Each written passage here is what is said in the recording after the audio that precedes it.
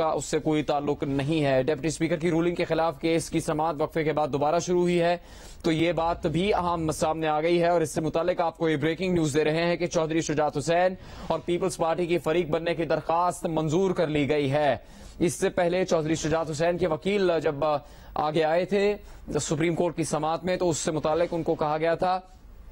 کہ آپ کو ابھی فریق نہیں بنایا گیا ہے، اسی لیے اس سے متعلق بعد میں بات ہوگی۔ اور پھر پیپلز پارٹی کی طرف سے بھی فاروق ایچ نائک نے یہ شکوہ کیا تھا کہ پیپلز پارٹی کی جو درخواست تھی فریق بننے کی اس کو قبول نہیں کیا گیا تھا، اور پھر چیف جسٹس آف پاکستان کی جانب سے فاروق ایچ نائک کو انتظار کرنے کو کہا گیا تھا۔ ان کو کہا گیا تھا کہ اپنی نشست پر بیٹھ جائیں، اتنی جلدی کیا ہے، جس پر فاروق ایچ نائک کا کہنا تھا کہ کرسی کا کیا ہے، آنی جانی چیز ہے، اصل میں یہ بات ضروری ہے کہ ان کی فریق بننے کی درخواست منظور نہیں کی گئی تھی۔ اس سے متعلق پیپلز پارٹی کے رہنما شہری رحمان نے بھی سپریم کورٹ کے باہر گفتگو کی، اور اب بریکنگ نیوز یہ ہے کہ چودھری شجاعت حسین اور پیپلز پارٹی کے فریق بننے کی درخواست منظور کر لی گئی ہے۔ اس سے پہلے چودھری شجاعت حسین کے وکیل صلاح الدین نے جب موقف اپنایا کہ وہ اس پر بات کرنا چاہتے ہیں، اور ان کو جب انتظار کرنے کو کہا گیا تو ان کا کہنا یہ تھا کہ ان کے موکل کی پارٹی ہے، ان کے موکل اس پارٹی کے سربراہ ہے، اور معاملہ بھی انہی کے خط سے متعلق ہے، اور ان کے موکل نے ہی وہ خط لکھا ہے۔ یہ اہم نقطہ ان کے سامنے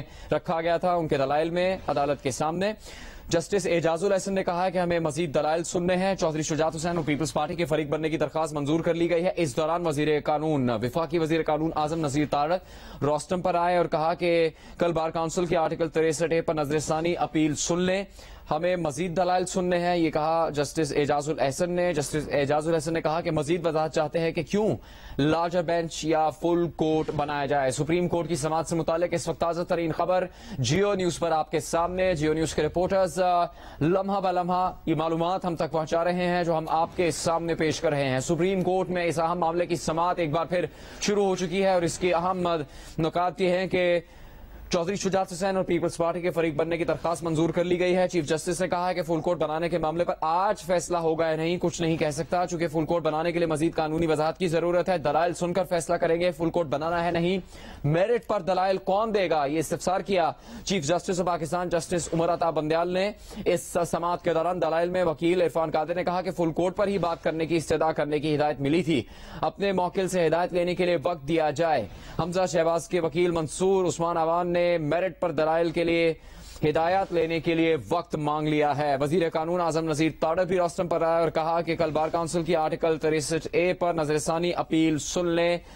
جسٹس اعجاز الاحسن نے کہا کہ ہمیں مزید دلائل سننے ہیں، ان کا کہنا یہ ہے کہ مزید وضاحت چاہتے ہیں کہ کیوں لارجر بینچ یا فل کورٹ بنایا جائے۔ اس دوران چودھری شجاعت حسین اور پیپلز پارٹی کے فریق بننے کی درخواست بھی منظور کر لی گئی ہے، لیکن ڈپٹی اسپیکر جن کی رولنگ سے ہی یہ بات یہاں تک پہنچی ہے، ڈپٹی اسپیکر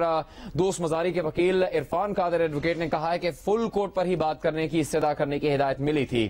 ان کا مزید کہنا ہے اپنے دلائل میں کہ اپنے موکل سے ہدایت لینے کے لیے وقت